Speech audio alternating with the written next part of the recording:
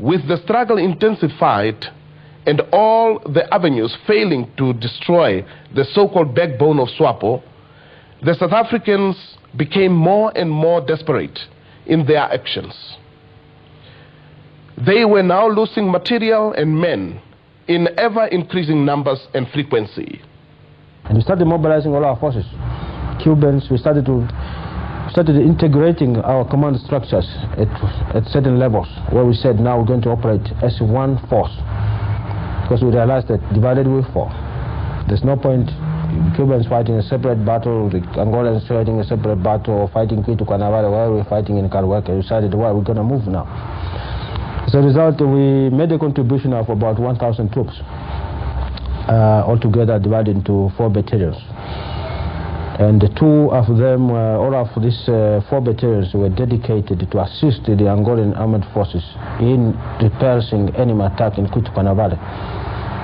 And of course, there were, as I said, the Special Operations Battalion. They equipped different, and they all had different roles to play in this war. And that's how the Battle of Kwitu Kwanavale became interesting. In February 1988, we moved in. And I remember at that point in time, that was the day when the deputy commander of the Air Force base at Ondang was shot down right in front of my eyes at a place not far from between Menong and Kwitu Kwanavale, about 50 kilometers from Kwitu Kwanavale to be precise, when they came in for a bomb raid. So we moved in, Cubans and Wasem. And I remember the first squadron, tank squadron of the Cubans, which reached the Kwitu Kwanavale and actually engaged the enemy, going through popular defenses and engaging the enemy just after the bridge at south of Kwitu, towards Lombe River. Why the battle became so interesting is because out of all this, the 10 tanks they had, only 1 survived the battle. So it was sort of a hand-to-hand combat. So it became very interesting. And this is the first battle where the tanks were involved in Angola. So, and that made the battle very, very important. And then ourselves came in with all the heavy armor and all these things. So, as a result, it took a little bit of a while, but at the end of the day, the enemy realized there was no way forward. And the South Africans, for the first time, were beaten. And then, of course, that was not the end of it. We were moving troops in all directions. For example, 1 Cuban brigade had to move from Lubango to occupy Kalueke and Shangongo, while another brigade moved from Wambu to Kahama. And there were about 3 Angolan brigades, all in Shangongo, plus 1 Cuban brigade battalion, our battalion. And then we moved further and we deployed at Kalueke. How many kilometers we were from the border? 10 kilometers. And then, of course, you remember when the South Africans were hit at Kalueke, 10 of our 9 saw died. And that was towards the end of the 1988. And then that's in September. And while the diplomatic negotiations, what have you, or to try to resolve this whole thing peacefully, were all going on. And this obviously also put some momentum into the negotiations, and therefore the implementation of 435, and which culminated into withdrawal of Cuban troops. So concentrating on Kwitu Kwanavale per se is that, yes, that became a very famous battle, because we were all involved, the South Africans, UNITA, and the other mercenaries, ourselves, the FAPLAs, the Cubans, and ourselves.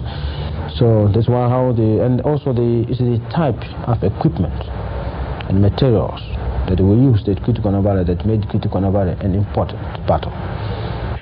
They were now forced to consider negotiations as a way out of the stalemate. Although negotiating in bad faith for 10 solid years, the South Africans came to their senses during the Battle of Kwitu Kwanavale. Botha sent his own regiment. It was there with tanks while they were sharing Kwitu Kwanavale with the G5 and G6. They came very close to Kwitokwana Valley, with the brand new tanks and armed cars. And they also produced new jet fighter, so-called Cheetah, which of course a modification of Mirage, French Mirage made 3.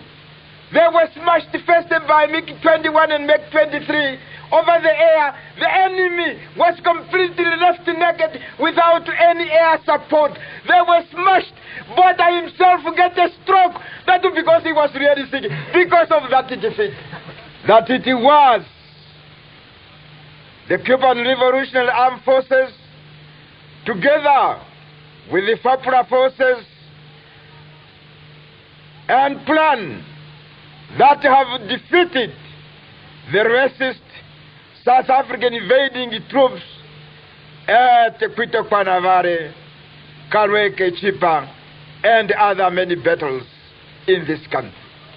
Were it not because of Swapo and Cuban armed forces, particularly the historic role played by the Angolan Air Force, supported by Cuban revolutionary pilots who smashed and shot down the enemy jet fighters, probably Namibia's independence would be a forgotten fact.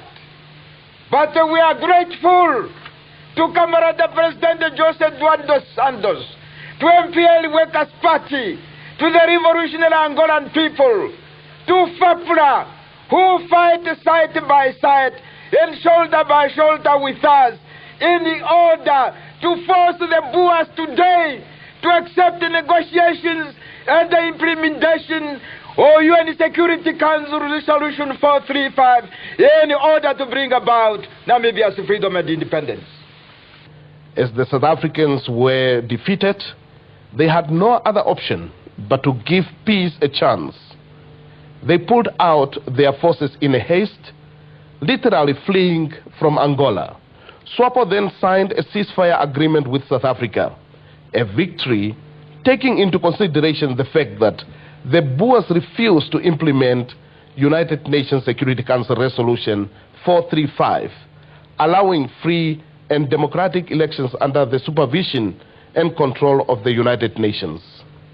After the ceasefire, a victory parade was called by the Commander-in-Chief of Plan to announce the successful conclusion of the armed struggle. The parade was attended by mechanized brigades, specialized battalions, and units from the various fighting fronts. The Commander-in-Chief saluted fighters, men and women of the People's Liberation Army of Namibia, who engaged the enemy throughout the 23 years of the war.